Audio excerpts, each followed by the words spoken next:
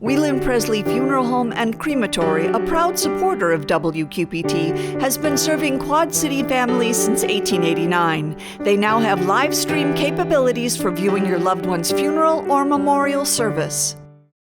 At IHM VCU, we've always been here for you. You are and always will be our top priority. We care about your financial and physical health, and we are here.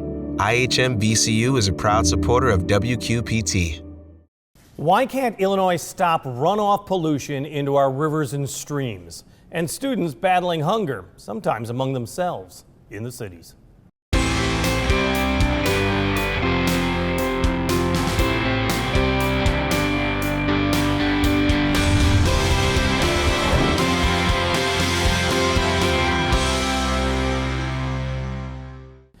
The 35th annual Student Hunger Drive now in full swing, but we take a look at the root cause of the problem and ask why the problem still remains.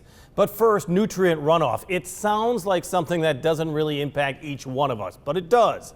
Throughout Iowa and Illinois, runoff from farm fields, parking lots, and your front lawn are all contributing to problems in our rivers and at the end of the Mississippi River in what is becoming an ever-growing dead zone. A new report on the Illinois efforts to cut down on runoff paints an inconsistent picture of the state's efforts. We talked with Katie Gregg from the Prairie Rivers Network about the state's new findings and what it means after millions of dollars have been spent to address the problem. Katie, the 2021 biennial report shows worsening conditions in the state of Illinois regarding nitrate and phosphorus levels in the water. I mean, there's been so much attention to this. Are you surprised that the levels are getting worse? Not really. This is the third report in 6 years that is showing worsening conditions. So we were hoping it would not be increasingly worse. That's the thing that we're right. But it seems to be getting even worse than last year. Not just that we're going the wrong direction. So well, but is a lot of the blame to be put on the extensive flooding that we saw? So I think you're talking about 2019. I mean, that was a record-breaking flood, but that's not an outlier. It's just, part of the trend. Right. Every year we're seeing more and more high-intensity storms in the spring and fall, and interestingly, a dry period in the summer. So, it's more this appears to be what we can expect moving forward. When the goals were first set for these reductions, we looked at, or not we, but researchers looked at the baseline period and kind of made some predictions. They did not anticipate that the conditions would be getting worse. I mean, what this means is that our current farming practices are just less well adapted to our environment than they used to be. Well, I think that's very interesting because, I mean, when you're looking at where the source of the problem is, how much of a percentage is it that it is farm runoff as opposed to, let's say, urban runoff, storm sewer systems? How much of it seems to be a rural contributor? So agriculture is the major source of nutrient pollution in Illinois and in most of the Midwest. It's 80% of the nitrate and 50% of the phosphorus comes from farm runoff. The second largest contributor is actually not stormwater, but wastewater. And they've actually been making progress. It's a completely different system, and they've been seeing reductions. So again, kind of frustrating to see when we look at the fact that we're going the opposite direction. That includes the fact that we have basically erased the benefits that we are seeing by our wastewater treatment plants. Yeah, and that would be disheartening at best. I was looking, because when I read the report, the biennial report, it comes out every 2 years, as you pointed out, to kind of look at Illinois to try to get to, and we'll talk about it, the goal to reduce nitrogen and phosphorus by 45% by 2025. Okay. Actually, the end goal is 45%. That is kind of not a specified time. We have an interim goal that is 15% reduction of nitrate and 25% for phosphorus, and that's by 2025. Okay, and then it's incremental, as you said, it keeps stepping up.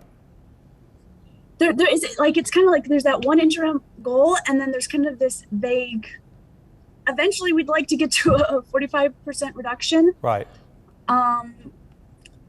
Yeah, but it hasn't really been specified. And I think that's a lot of what and I think many states are struggling with, is these kind of open-ended goals really don't encourage states to make it the priority that it needs to be. Sure, sure. But what is interesting, and I wanted to get to this in the report, and this is from the Illinois Fertilizer and Chemical Association, that said almost 90% of farmers, corn farmers in particular, were following the University of Illinois recommended application date, and the fall ammonia fertilizer applied with a nitrification inhibitor, and about 74% of total nitrogen fertilizer rate was within the recommended range. In other words, it seems like farmers are doing the best they can. So where does the problem lie? Okay, well, this is a common misconception. Actually, the Illinois Fertilizer and Chemical Association, knows this and probably appreciates me saying this. That, it's not just about over application. That is one of the issues, but it's like maybe 10% of the problem. The biggest part of the problem is a lot more complicated, and it's about the biology. We are creating systems that are leaky. And it has to do with multiple practices that are used. And that means that it's not just fertilizer. You put some fertilizer and some of it doesn't get held in the soil, it runs off. But also that nitrogen and phosphorus that have been stored in the soil is being released. So, So it's not necessarily new application. It can be, as you said. It's part of the problem. It's already still in there, too. But if we just said, okay, everyone's going to apply this amount of fertilizer, we would see some reductions, but we wouldn't solve this whole problem.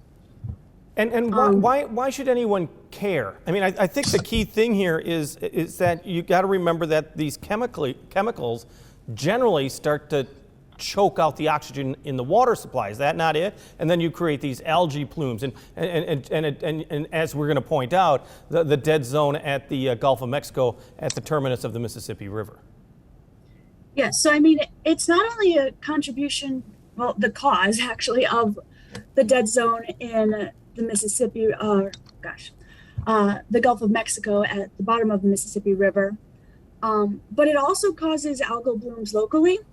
And oftentimes these are something that's labeled harmful algal blooms, which when they die off, they don't just use up the oxygen, you described it very well, when they're decomposing, but they can also release toxins that are in their cells that can have neurotoxins, cause liver damage. And these are dangerous to people, their pets, who may be, more likely to jump into that slimy water than people will, and also wildlife. And then on top of that, a whole separate issue is the fact that nitrate is a drinking water contaminant, and one that is rising in our public water, and from what we know, also in our private wells. And so, so I think that we have to underline that, is that it does impact all of us. Yes. How critically? Yes, I'm sorry, go ahead. Illinois' impact, it's not just about downstream, which matters, but we are seeing an impact locally, and I think that's really something that should get more attention. How important is it, and I know that the Prairie Rivers Network is part of the formulation of these biannual reports. How important are these reports? Is it a report card, or is it more to it than that? I feel like it was meant to be more than it has become. It was meant to be a strategy, and a strategy is, how are we going to get this done? And what it's often come out as is, we track our progress, which is important, because if we weren't tracking our progress, if we didn't have these super gauges monitoring what's coming out of our rivers, if we didn't have, at least some tracking of how many practices are on the ground, we wouldn't know that we're going in the wrong direction. So, it has a lot of value in that sense. But it really was meant to be a strategy, and a strategy is forward-looking.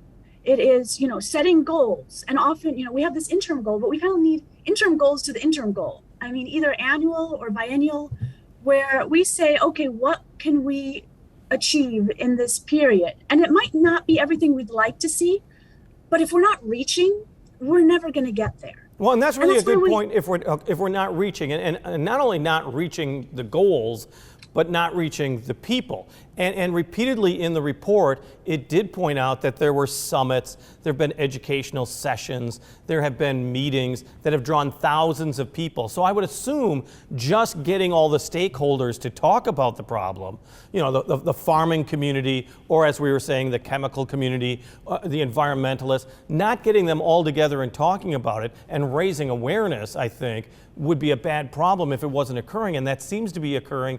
And doesn't Illinois get credit for that?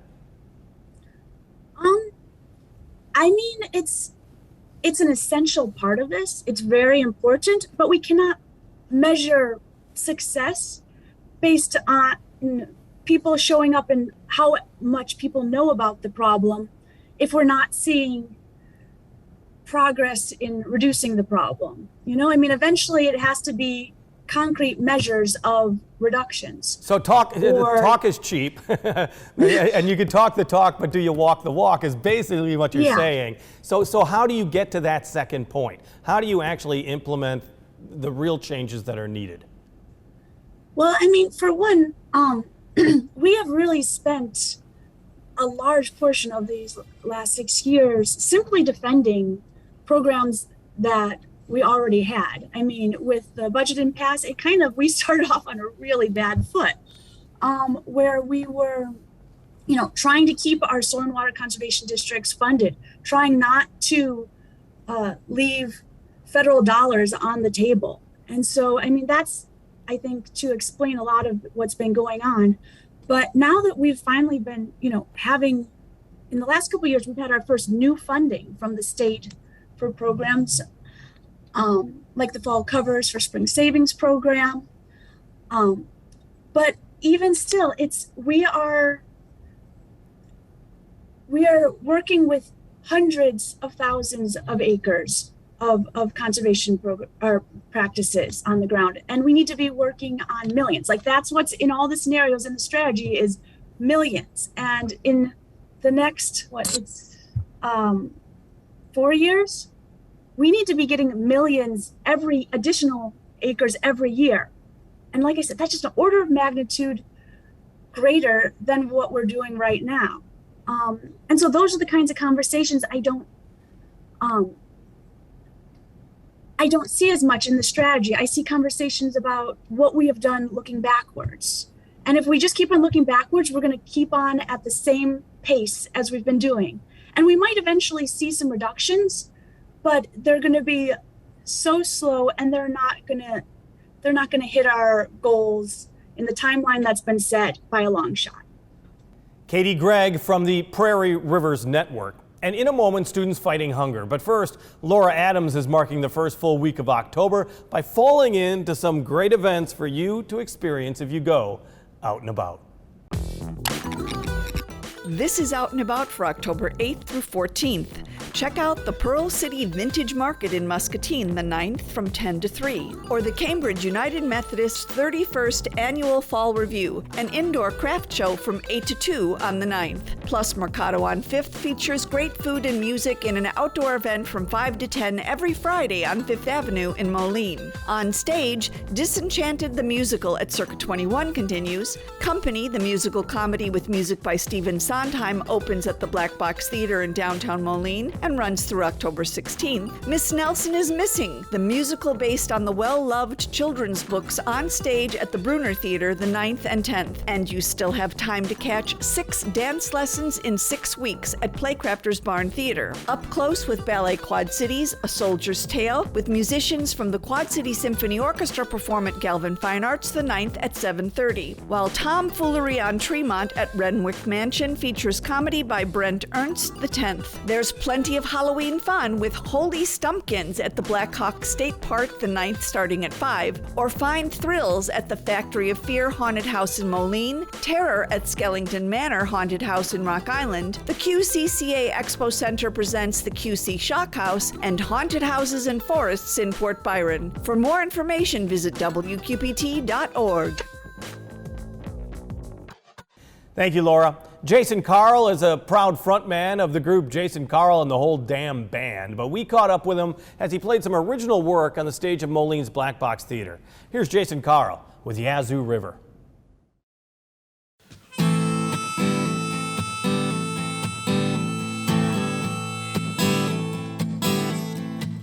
I'm going down to Mississippi and up the Yazoo River in my dreams. I'm going down the Mississippi and up the Yazoo River in my dreams. Tomorrow I hope to make it down to New Orleans. I met a girl, she said her name was Penny. I said you look more like $1,000,000. She took me to a ranch and I met a maid named Dot. She said, I hope you know I think you're crazy, but good luck. I'm going down the Mississippi and up the Yazoo River in my dreams. I'm going down the Mississippi and up the Yazoo River in my dreams. Tomorrow I hope to make it down to New Orleans. I met a man named Tony, he served me drinks. He said, you know, down here $1 goes a long way.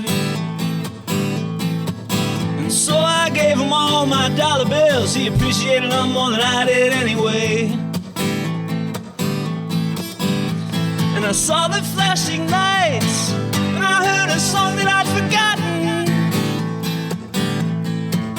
And then I harvested the vegetables that the ignorant man thought were rotten. I'm going down to Mississippi and up the Yazoo River in my dreams. I'm going down to Mississippi and up the Yazoo River in my dreams. Tomorrow I hope to make it down to New Orleans.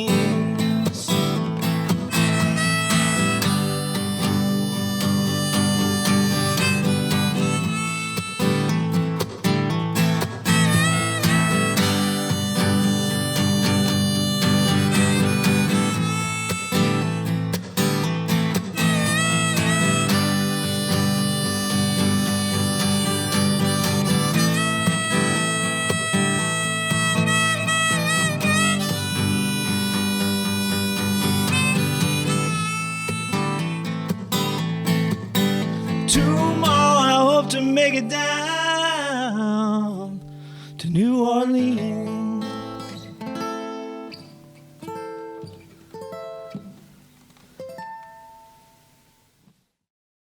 Jason Carl, Yazoo River, a song he first featured in 2013 on his album with the group Jason Carl and the Whole Damn Band. Students from 16 area high schools, who more often than not are opponents in sports, are coming together to collect food for the 23 counties served by the Riverbend Food Bank. There is competition between the schools, but together they've helped collect 15 million meals since 1986. We talked with Mike Miller, Executive Director of the Riverbend Food Bank. What do you expect from this year's drive? More than last year? You know, there's a couple things that are going to make it, unique this year. First off is just getting back right after the enthusiasm. So typically, after doing it year after year after year, there's kind of a handoff, if you will, from the seniors to the juniors because this is a student-led activity. We did the teachers don't lead it, the food bank doesn't lead it, the student leaders do it, and we missed a year. And so we just had the student leadership training earlier this week, and we had there were a lot of new faces in the room, and so that's going to get us some kind of renewed enthusiasm, and we're excited about that in terms of seeing what these kids come up with. The second piece of it, because we know there might be some reluctance to have close contact, that people who may want to support the Student Hunger Drive but haven't before, so we've created some virtual options. So that's not been the case before. If somebody doesn't want to have direct contact with the student but still wants to support the school, there's a way online to get on, make a donation, and put that toward the school you want to support. Let's talk about hunger right now, because it's 1 in 8 children in Iowa and Illinois, 1 in 10 adults still are in need. Why is that still the case? Because it's 2021. We have food banks that are open. We have schools that are feeding kids. Why is this still such a problem today? Well, it's a couple things, Jim. I mean, first off, as you and I've talked about before, there's enough food to feed everyone. We're just throwing it away. This country throws away 1/3 of the food we produce, and that would be enough to feed everyone. We just have to commit to not throwing away food that could still be eaten by someone in need. But then there's some systemic issues, right? I mean, as we've had kind of the growth of the economy, and some people are doing great, there's other people who don't have anything in the stock market. So so the stock market doesn't help them. And there's some kind of systemic issues that the people that we get food to have to deal with, and we're trying to help them with those as well. Because one of the issues is that it seems like America has enough food, but when we're looking at these statistics, it's whether or not people have access to food. What does that mean? Right. So yes, you've seen Riverbend Food Bank, you've seen the 300 food pantries, the partner agencies that we support in getting food to, but there are folks who can't get to one, or there are folks out in rural areas that don't have one anywhere nearby. There's all kinds of reasons that even though anybody calls us, we've got a place that they can get food, and if folks are out there and need it, please come get it, because that's why we're here, who just have trouble getting there. And so often it's falling on children too. Well, that's where we can all agree, right? I mean, in kind of the given the political vitriol of the day, we might get in an argument about what should one do with the hungry adult. I would be one to say, look, we're throwing away enough food to feed them, so let's go ahead and get that to them. But nobody argues about feeding the children. I mean, imagine a child sitting in school right now who doesn't know where dinner's coming from. Those kids have such a harder time succeed. What do they care about conjugating a verb or solving for X if they don't know when they're going to eat next? And that's not those kids' fault, and we ought to get them fed. Well, and you really underlined another issue, is that it's not just an urban problem, it is a rural problem as well, which is somewhat a slap in the face because our rural area is so well known for farming. That's right. I mean, this is a real conundrum, right? In the rural areas that do so much to help feed America is where there is so much need to also help get those folks fed. And we see time and time again that it's also a minority issue. I mean, the number of minority people that are in need of food or access to food tends to be the largest share of the public that you're trying to serve. Yeah, that's a great point, Jim. The people of color are 2.5 times less likely to have enough food than white folks are. And I get that's another issue where kind of people line up on different places, but whatever it is in our society that makes that true, it's mission central for us to do something about, because there's nothing about the color of someone's skin that should affect whether or not they have enough food. How well are your storage right now? I mean, because you feed, how many counties? I want to say 21. 23 now. We added one recently to go up to 23. So 23 counties that you serve, 20 food shelters, and you're the food bank that distributes it. How are your supplies right now, and are they getting to these So we're doing okay. They were kind of We weathered the storm of COVID. The need jumped 50% COVID. There was a legitimate concern that we would run out of food. And we did a good job, our team, of staying ahead of that, and really thankful to the vast majority of those 300 food pantries stayed open. And in some, now we changed how we do things, right? So we might have been doing like drive-through distributions rather than having people come in. And, we kept the food moving. Supplies are okay right now. They're better than they were during the height of the pandemic when we were worried about running out of food, but we don't carry a lot of excess stock. We carry about a month's worth of inventory because food on our shelves doesn't feed anybody. So we're emptying those shelves every month and then just, dependent upon the community to help refill them. Student Hunger Drive is your biggest drive for food. Tell me what the impact is at the end of this 6 weeks.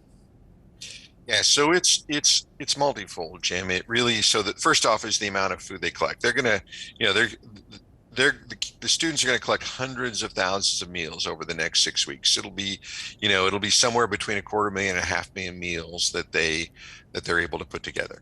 And that's wonderful. The second thing is that it's a great variety of food. A lot of times the donations we get, we might have a cereal plant send us a whole truckload of cereal, or a cannery send us a whole truckload of vegetables.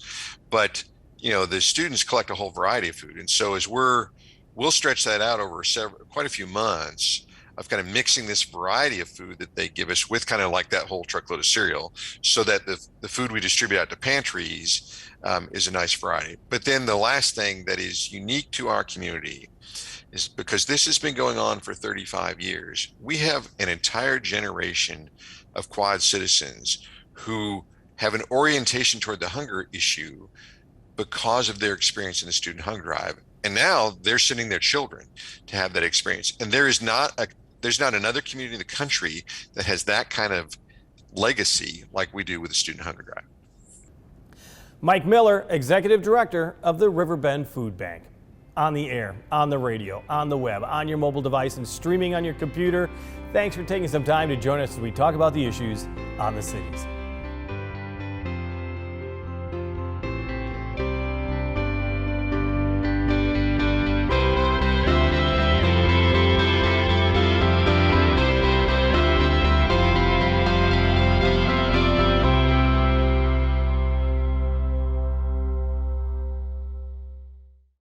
Whelan Presley Funeral Home and Crematory, a proud supporter of WQPT, has been serving Quad City families since 1889. They now have live stream capabilities for viewing your loved one's funeral or memorial service. At IHM VCU, we've always been here for you. You are and always will be our top priority. We care about your financial and physical health, and we are here. IHM VCU is a proud supporter of WQPT.